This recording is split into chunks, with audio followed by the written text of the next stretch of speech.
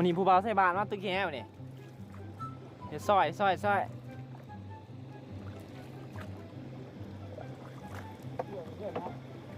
ดี๋ยวกินแค่นัก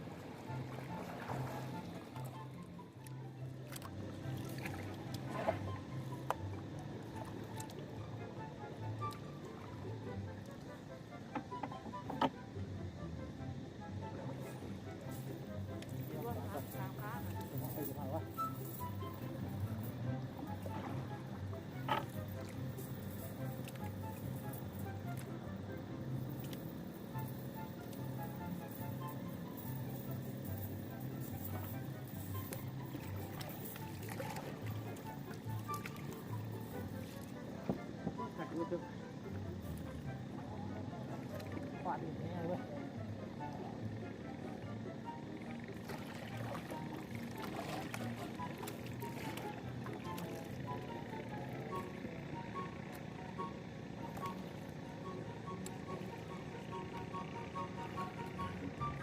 คิดว่าพวกเขาคือไม่กรอบนวลแต่มันใหญ่ร้ายเลยมันใหญ่ร้ายนะดูหลังนี้ปากเวิร์กิ้งคือแต่ว่า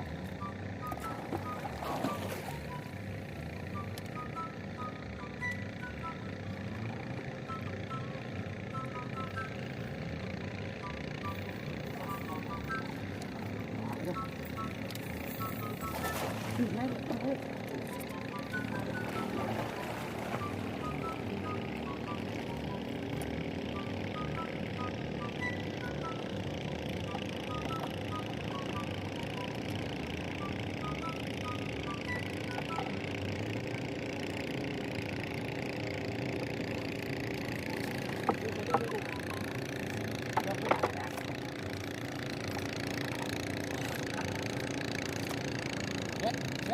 เด็ดอันนี้มา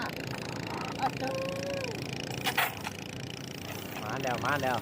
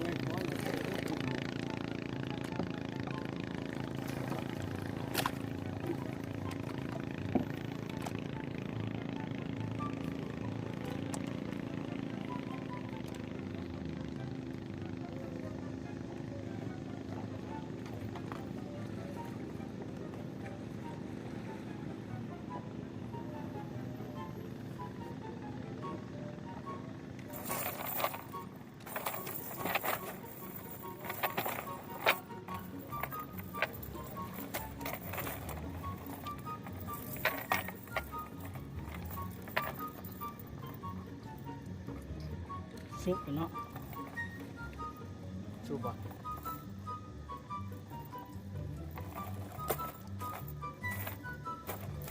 โคตรหยาบว่ะ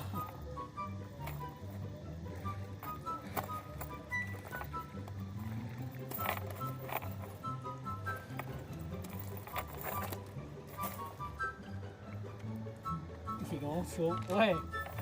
เครื่องเอ่ยเห็นบ่ฟันคองกันเนาะง่ายที่สุดมาดู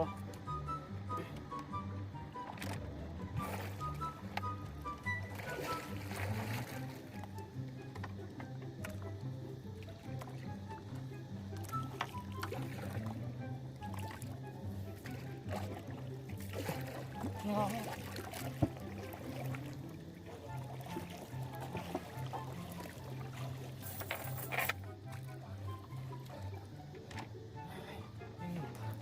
กดดันไปยังกดอันนี้ละ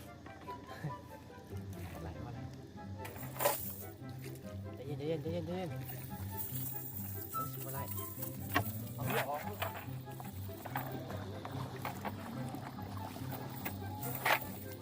มองเลือดออกใช่เหรอเจ็บปากอยู่เป็นหลักที่หมดเลยอ่ะไปละ เอาดิมาโลด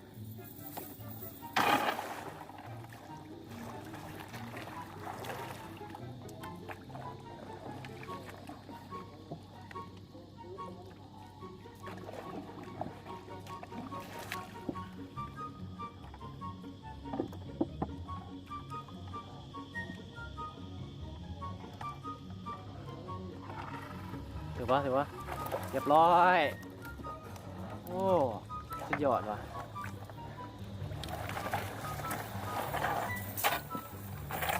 เสียวซ่าน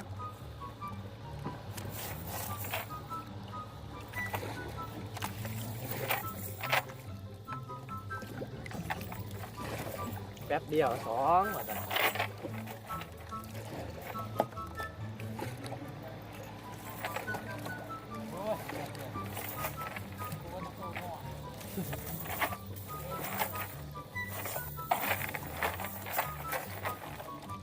เกือบ ไปเลย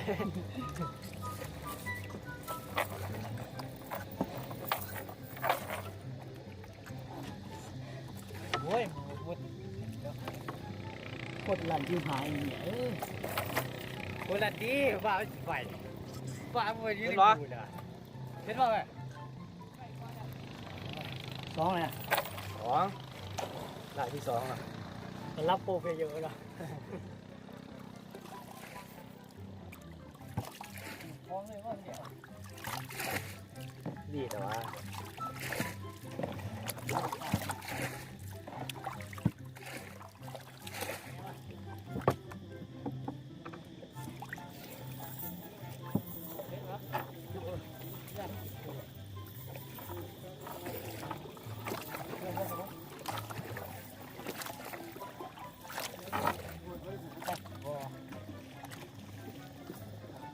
ฝากไว้เอาชุมพลมารู้จังหวะนี้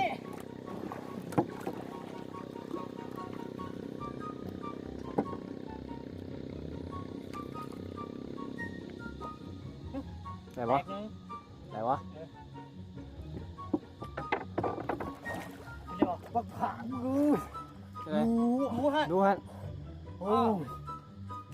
ต่ำพี่ลึก ซึ่งดู ตัวเดียวเหรอรู้เพ็กรู้โอ้อ๋อมันอยู่บนชนะทีวีพอดีโอ้เสียงมันพี่ลึกลำจุ้ยเลยชัวร์เลยอ่ะนี่เป็นไงทางเนี่ย ก็จะไปดู นี่ไงนะคนเลยพี่น้องเลยนี่ไง เกินนะเกิน น้องเนาะเลือดลงหัวหอด หนึ่งก้อนมา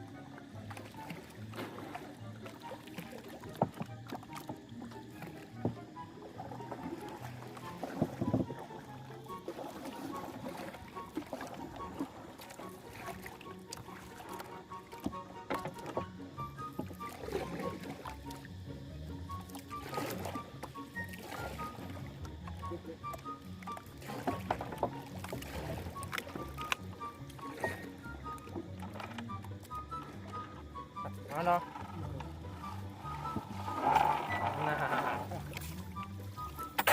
ตัวที่3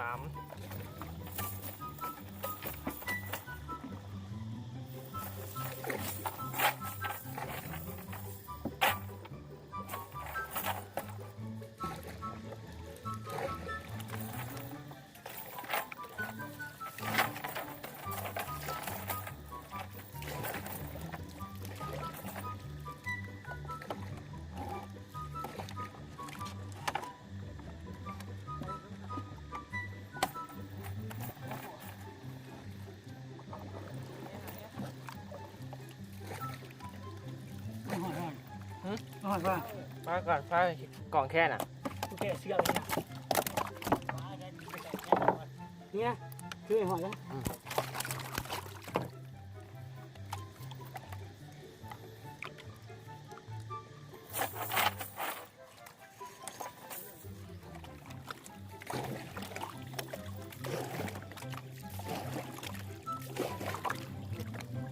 พ่อถึงเอาพ่อไหนว่าคนเด็กของไก่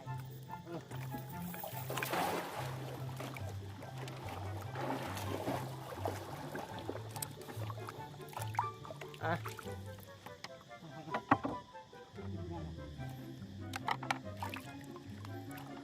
โอเค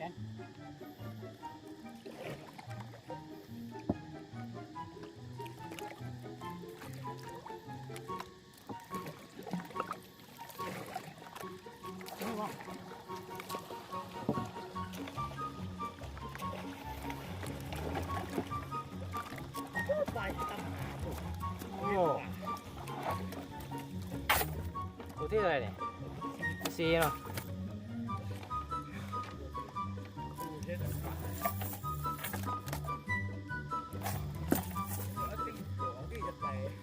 บ้ามันอยู่ดาวกันมาดูกันได้มาดิเป็นงูที่คือเป็นดัก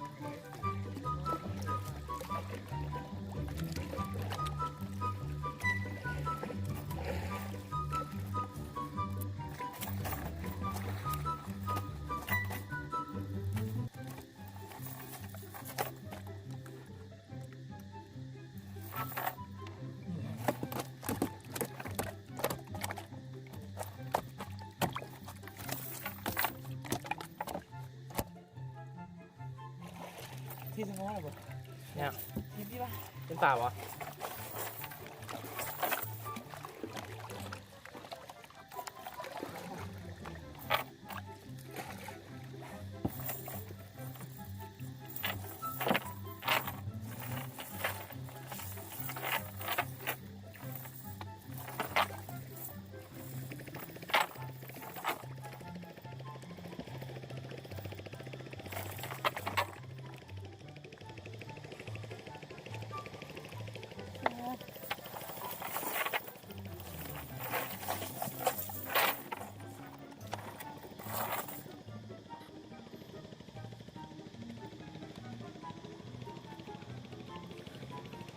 เลย พอแล้วฮะ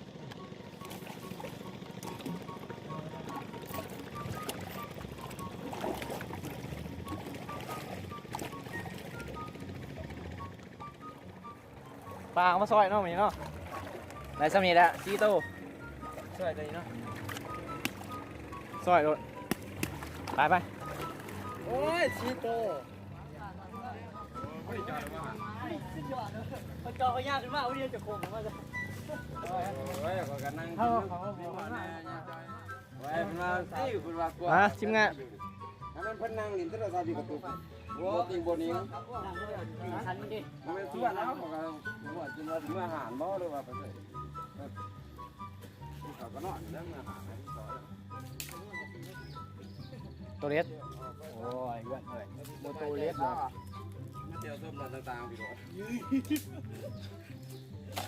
สามความห่อนบ้างฮะ เอาดิ ปลาเบิ้งมาดิ แล้วที่เราคำซิงไม่เห็นเลยเฉพาะ แม่นมาไปมาพอดีความห่อนที่สุดหรอกพอดีความห่อน มาแสดงโซ่หมอนเนี่ย ความเย็นประมาณมองแบบห่อนโน่นกระโดดมาโตตี มาโตพอแล้วกินเบิดอยู่บ่หัน ซอยเอาช่องตัวนะยังตายน้ำสีตกนะบ่ได้แหลก เอาสันใหญ่มาซอย เอาไหมเอาน้ำมันแดงก่อนนะเปล่าเปล่าเปล่าข้างไหน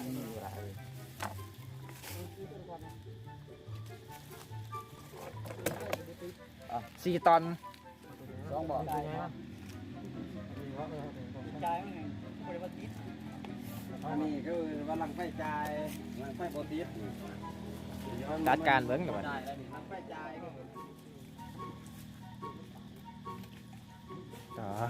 ซอยเป็นๆนะเนาะ เขาเขาไม่รู้เขาไม่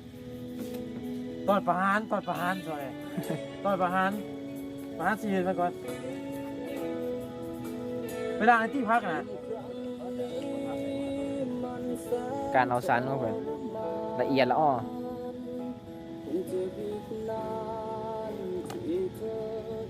วิบวับ สองคนนะเราไฟบ่เท่าไหร่ประหยัดน้ำมันได้ เห็นป่ะโต๊ะประสัง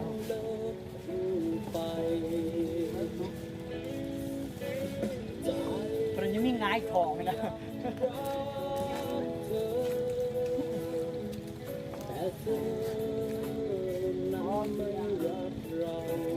ไล่อยู่ว่าตอนแรกๆเพราะไล่อยู่วะ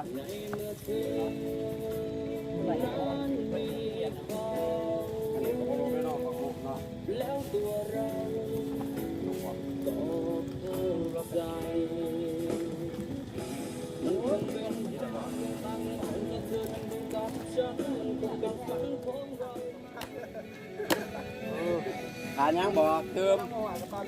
ต้องลาเลยก็ได้แม่ว่าก็ได้ มีน้ำแล้วก็อีทั้ง บ้านนี่บ้านก็ต้องไปกันลาเลย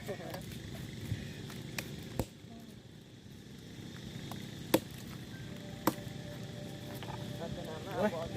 ดี๋ยวน้าวเรียบอ่ะ ฮะบัวจอบ่เกี่ยวบ่ยากเราจอกันกระตุกแท้นี่บ่ได้ไปหาจอบ่ง่ายลำบากคือเมื่อ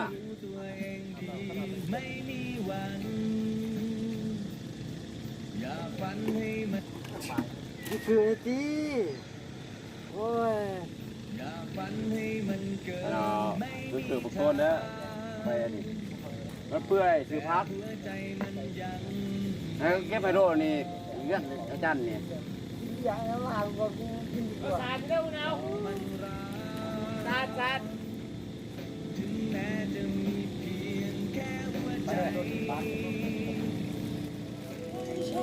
เอาไปนะ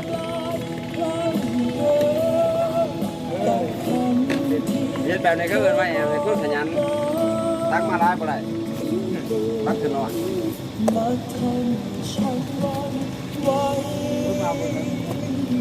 เซ็ตสิ้น เฮ็ดสิ้นเพราะ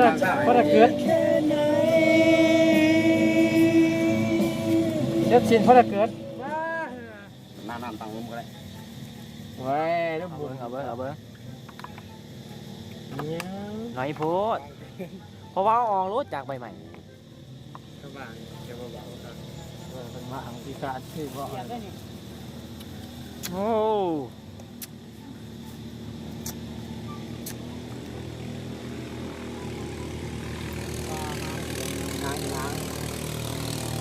แล้วมัน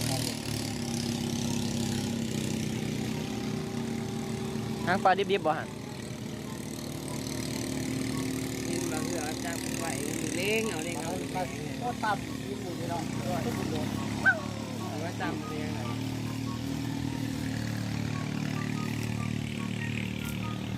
โอ้แต่เอาลวดเว้ยไอ้น้อง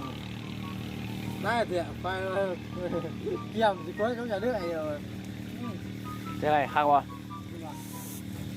เจ้าที่ไหนนะ ดิบ ใส่ลูกปูเงินเปล่าหากิน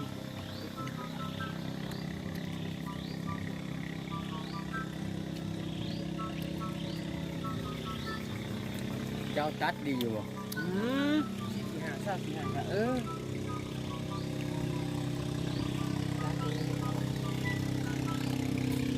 คมใบเด้อคมมาแบบคมใบมากินแบบให้ลงจดจำมึงเพลง ตะกี้สิที่ เอาเบิ้งเอาเบิ้ง อันนู้นนี่ปาดิโซ่เลยบ่ได้ดิ อืม ใบเดียวเป็นพอเนาะ พอแล้วนะพอมันนานเนี่ยนี่ผักกาดว่าที่ผักกาดนะ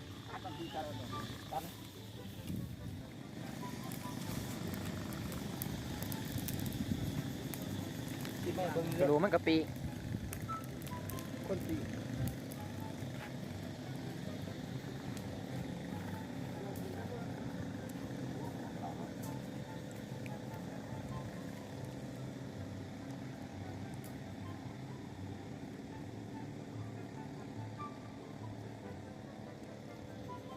เด้อพอดีจังให้เจ้าลงเด้อวันนี้